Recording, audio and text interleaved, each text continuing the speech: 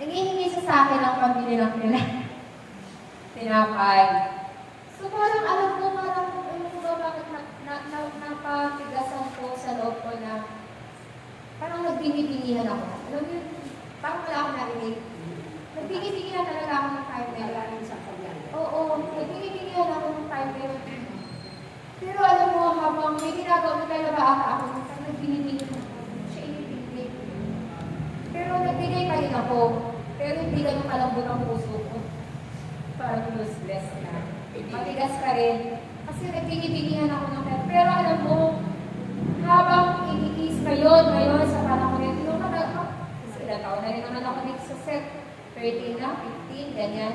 Habang iniisip ko yun noon, kapag napagninilayan yung relasyon ng magulang sa anak, pag iniisip ko yun, failed ako.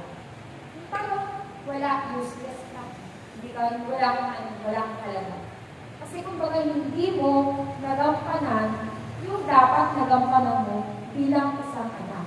At doon ako nalulungkot. Sana hindi mahuli ang lahat noon. Na nandito ako, na naunawaan ko sana, na napakahalaga pala ang bagay na yun. Kasi bakit? Ito pala yung pinakamahalagang utos ng Diyos.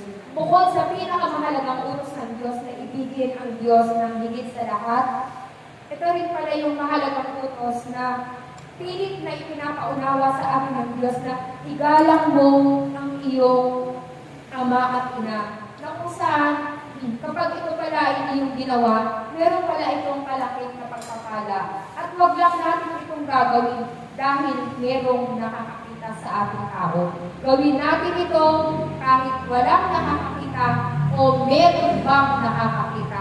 Meron talagang nakakakita ang Diyos. Amen ba?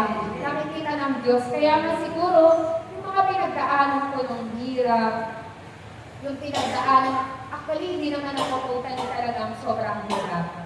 Yung pinagdaanan kong sobrang lungkot, parang meron akong hinahanap noon sa buhay ko na hindi ko ma-reach out, hindi ko mahanap. Yung pala yung pagkakataon na yun. And nung bumalik ako sa amin, buhay pa yung nanay ko, dito na ako sa set. At doon ko naunawaan na napakahalaga pala talaga na kailangan mo talagang mahalin ang nanay mo. Hindi naman kasi pwedeng igagalang mo lang ang nanay mo pero wala kang pag-ibig. Magkasama yan eh. Kapag may paggalang ka, meron kang pag-ibig. At noon, bumawi ako sa nanay ko na may sakit ang nanay ko noon at dito na ako sa set. Kahit mahayo ako, talagang iniiwan ko sa kanila, ito yung ganito, bantayin nyo ganyan. Tapos minsan, may time na dumadating ako, pagkagaling ko ng gawain, dadating ako. Minsan nakikita ko lang yung nanay ko, nagduduyan, walang kasama, nagduduyan lang. Walang mag-isa dito, oo. Parang nakakadurog ng puso. Na kung saan, nakakadurog talaga ng puso na walang makalinga kapag wala ka. Kasi walang makalinga. Nakakaawa pala talaga na. Kaya nga, yung ganun takbo. Kaya nga minsan naisip ko, paano na kaya ako? Diba? Paano na kaya ako? Wala akong anak. Diba?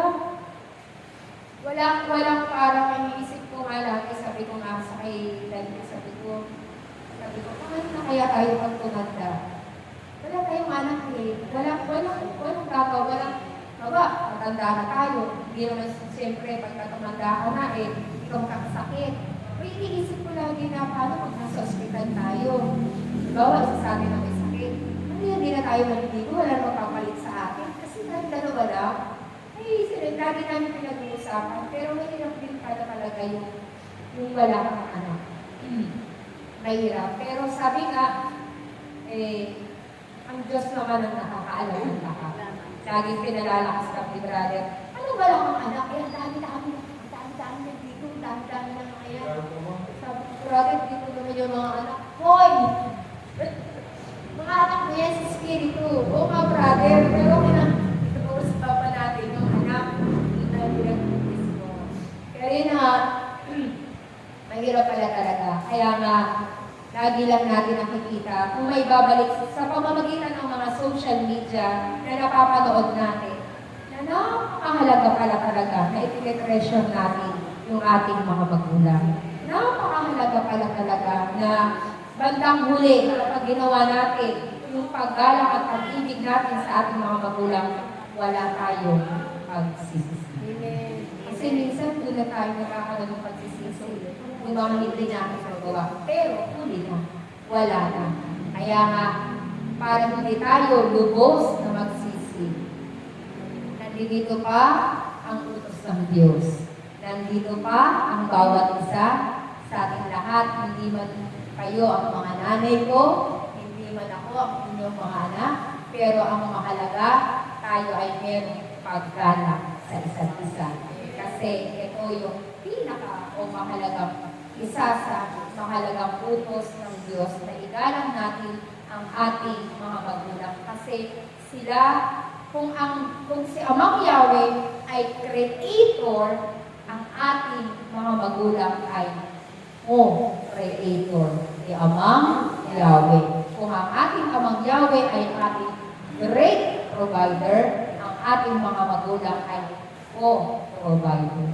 Kasi tayo mga magulang, tayo yung nag-provide ng pangangailangan ng ating mga anak.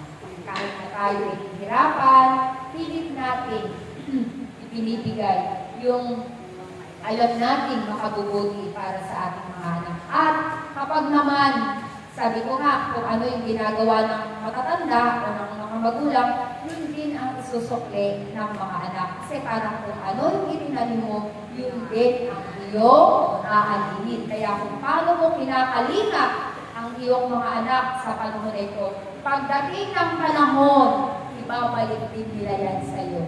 Siksik, baby. Kasi bakit? Kasi gusto nila magkaroon o gusto rin nila pagpalain sila ni Amang Yahweh. Palakpakan natin ng malakas ang ating Panginoon. Salamat.